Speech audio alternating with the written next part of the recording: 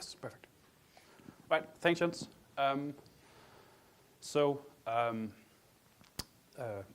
primarily be talking about like points to and control flow analysis, so I think it's maybe a good idea that we start there. Most of you probably know what they are, but just to be safe. So points to and control flow analysis in general are very essential analysis techniques, right, for producing approximations about a program's points to information and thereby also approximating the control flow in a call graph.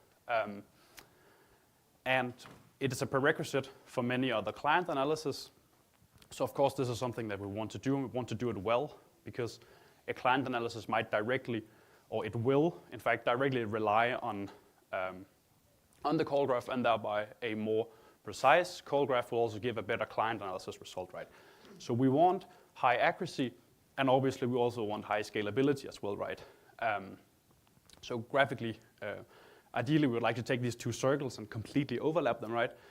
That's typically not possible. We have to over-approximate in some cases, and it turns out often we also have to under-approximate. And why is that? Well, I think we can all agree that static analysis is pretty difficult, and especially for a language like JavaScript, because JavaScript has this very, very dynamic object model, right? So if we look at this piece of code here, this is a so-called dynamic property write operation.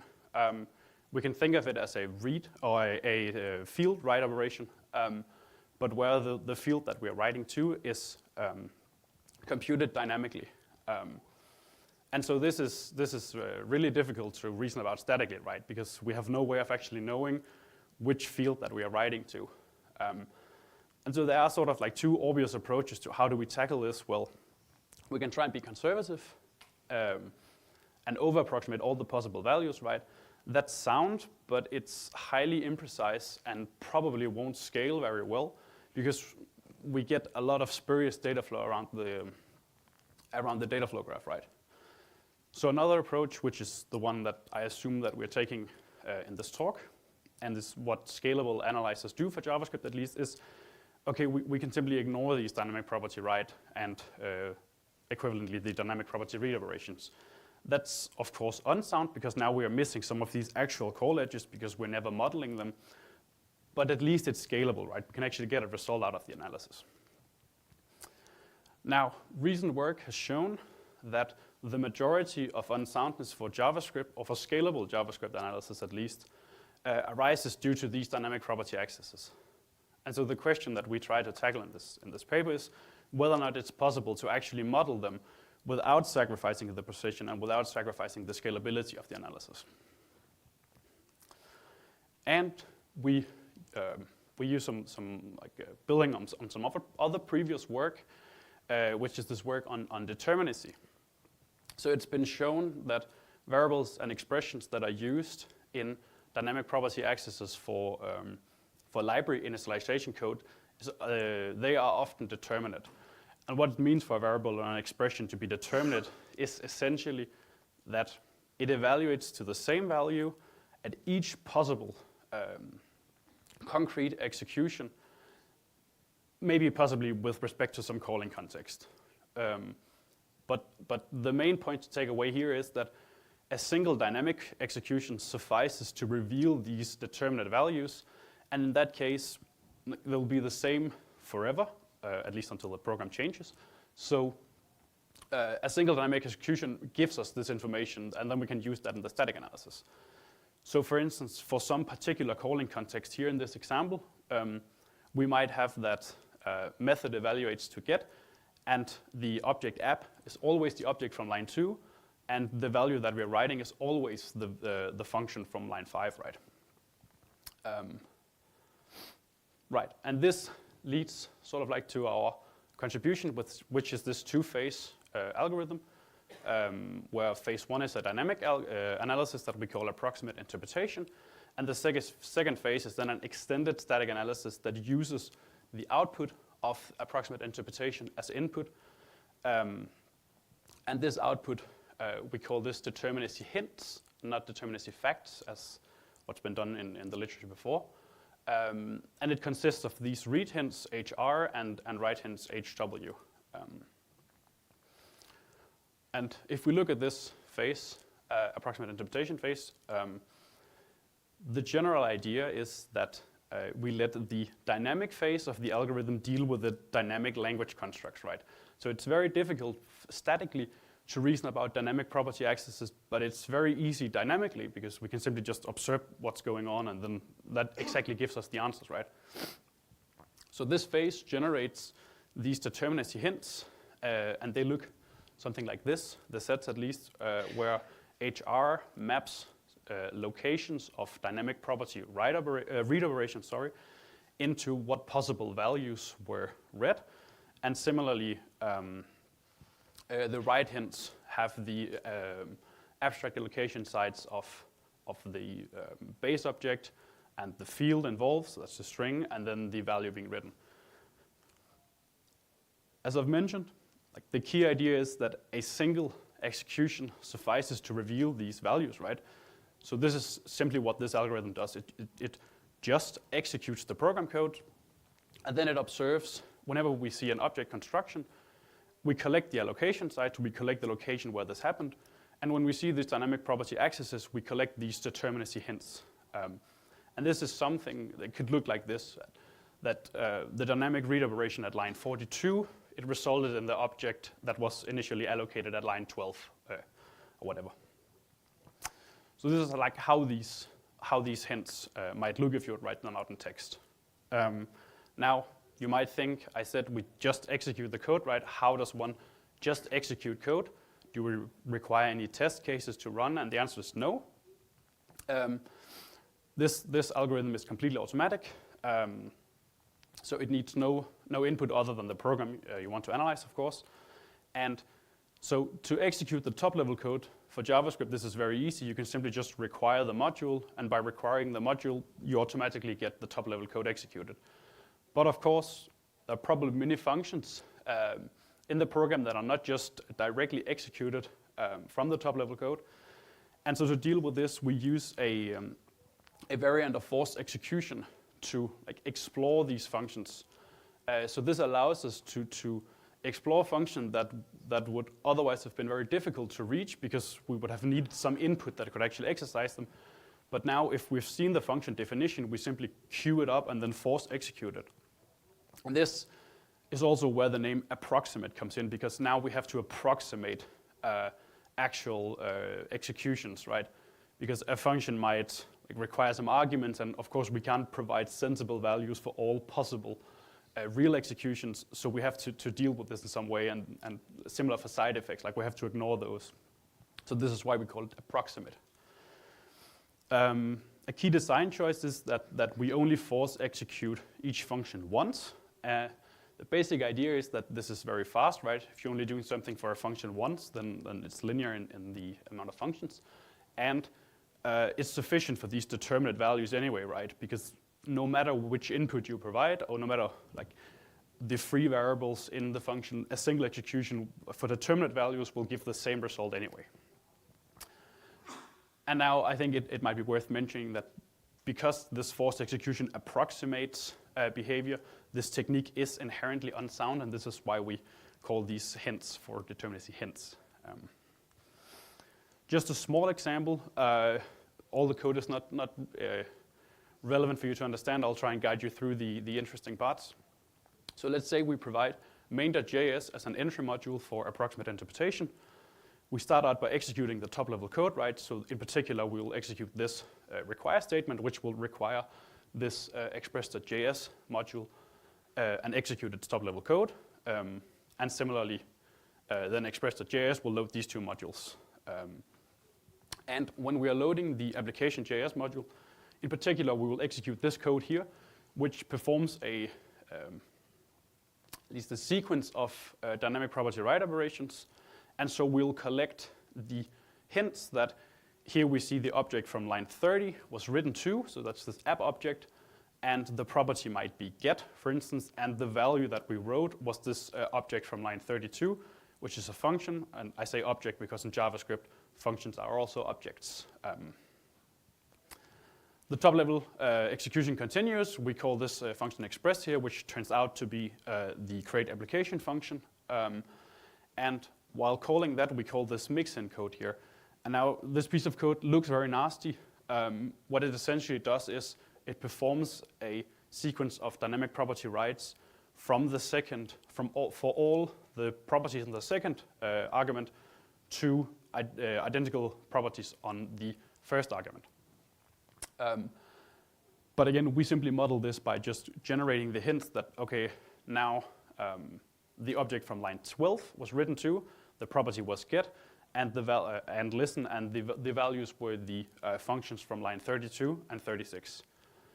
And now, by having these hints, now we know that the object from line 12 has a property called get and listen, and that they are functions. That's exactly enough for us to reveal that this piece of code here calls these two functions down here. And even if the enter module was this express.js module, so we never actually called this create application, right? The top level code would still make us see the definition, and then forced execution would still fetch it and call it. And because this function, because the execution of it is determinate, we would reveal the exactly same hints as before, and we could still reconstruct the call edges. Right, that's phase one. Phase two, it's a bit simpler, even though this might look a bit scary if you've never looked at a points to analysis before, but this is just a standard Anderson-style points to analysis for a small idealized language. And yeah, the details are in the paper. What's interesting to note here is that there are rules for dynamic or static read and static writes. I don't know if I can point here. Static read, static writes, but there's nothing for a dynamic property read and write. And we now add these two rules, which exactly model the dynamic property read and dynamic property write operations with DPR and DPW, which essentially just looks through the hints that were generated, finds the abstract allocation sites or the tokens, and adds those to the corresponding constraint variables. So it's conceptually very simple, even though it might look a bit complicated. We implemented this algorithm in Jelly, which is a state-of-the-art open source analysis tool for JavaScript. And the approximate interpretation algorithm, like 2,700 lines of code. And additionally, phase two only took like 200 lines of code to actually use these determinacy hints. And for our experimental setup, we evaluated this on 141 real-world Node.js-based applications. And for 36 of those, we had dynamic call graphs available. And then we used those as like a ground truth when comparing with the static analysis. So research question one, here we look at the effects of the hints on the analysis accuracy. So the blue here is the baseline without using approximate interpretation, and then the orange bars are show the results when we use approximate interpretation. And for the left case here, we measure the increase in the number of reachable functions and see that we get an average of 21.8% an increase, which is quite nice. And for the cases where we have dynamic call graphs available, we can actually measure the recall and see how much of a recall improvement we gain, and we see that we get 12.2% increased recall. And of course, we also have to look at the precision. How does this affect the precision? And we have some other metrics for doing that. Again, when we have dynamic call graphs, it's very easy. We can just actually look at the precision. For the other 141 cases, we looked at this monomorphic call site, but you can read the details about that in the paper. But yeah, as a conclusion for this, approximate interpretation does successfully reduce static analysis unsoundness, and it does not, without significantly harming the precision of the analysis. And for research question 2, we look at the running time of the dynamic phase and then the performance overhead of the static phase. And we see for the running time of approximate interpretation, this averages to 4.5 seconds. So it varies between 0.6 and 51 seconds per program, which seems very reasonable. And for the overhead of the static phase, for the majority of the cases, the running time is increased by less than 10%. And for only 20 out of the 141 cases, do we see a larger than 2-factor slowdown. So we conclude here that approximate interpretation is indeed scalable to real-world applications. And this concludes my talk. So I've talked about this two-phase hybrid and dynamic static analysis algorithm for modeling dynamic property accesses, where we use the dynamic phase we call approximate interpretation that produces these determinacy hints and utilizes forced execution to explore larger parts of the program. And we've shown that these determinacy hints can easily be integrated into an existing state-of-the-art static analyzer tool. And our experiments show that the algorithm is scalable and significantly improves the call graph construction for real-world JavaScript programs without significantly harming the precision. That's it. Thank you.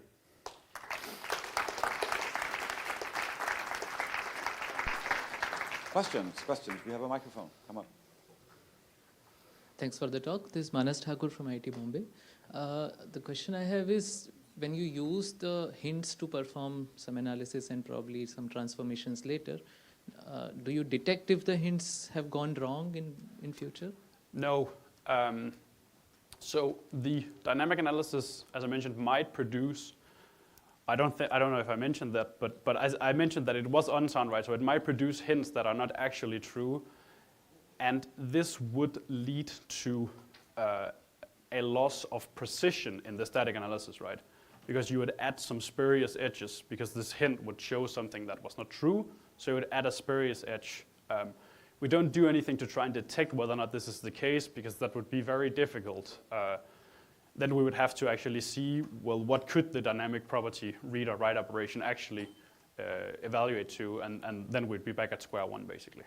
Yeah, well, we do it in another context, not dynamic property reads. Let's talk offline more. Yeah, sure. Hey, nice talk. So you said that when you do forced execution, you ignore the side effects, but that would be like wrong in some certain cases, right? Like if it's a function which does something like a CRUD call or writes to a database, then you are basically doing a null execution. So how could we actually ignore that? Like,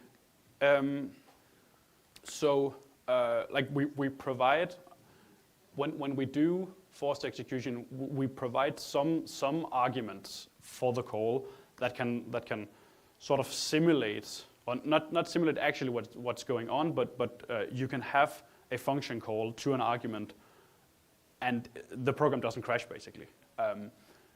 But the forced execution would, like we've also made like some sandboxing. So for instance, okay, you said something like accessing a database. We have a sandboxing environment that makes sure you cannot connect to any database or like go over the internet. That's also important, right? Because we're executing arbitrary code. So, I mean, if some guy just wrote some dangerous code and said, use this algorithm on it, then your machine is all of a sudden infected, right? So we have a sandboxing mechanism for handling such cases. And the input arguments are like mock arguments, right? Yeah, it's just like the JavaScript proxy mechanism. So one more question I had was... Could we move on to the next question, please? We can discuss offline also. Sure. Yeah. Really, thanks for the nice talk. So you have to make some choices in doing the forced execution.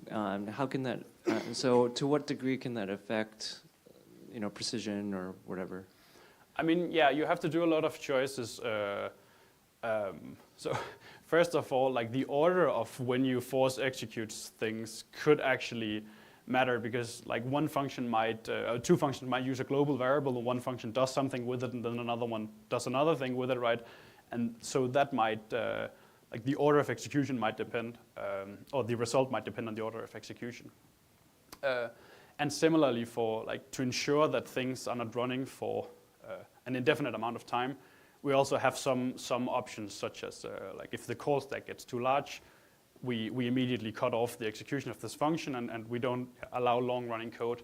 Of course, larger bounds would mean that we can analyze for longer and then maybe get more hints, but yeah, it's a trade-off. Cool, thanks. Final question of the session. Try to make it quick. Thanks. This is really great work. I was wondering if you actually observed in practice any hints that were unsound. My intuition is that almost always they would be feasible. So I was wondering if you saw any patterns around that. I don't think we actually observed, like we made some toy examples where of course we could get unsound hints, but in practice it's not something that we actually had to deal with. That's great. All right, thanks to the speaker again.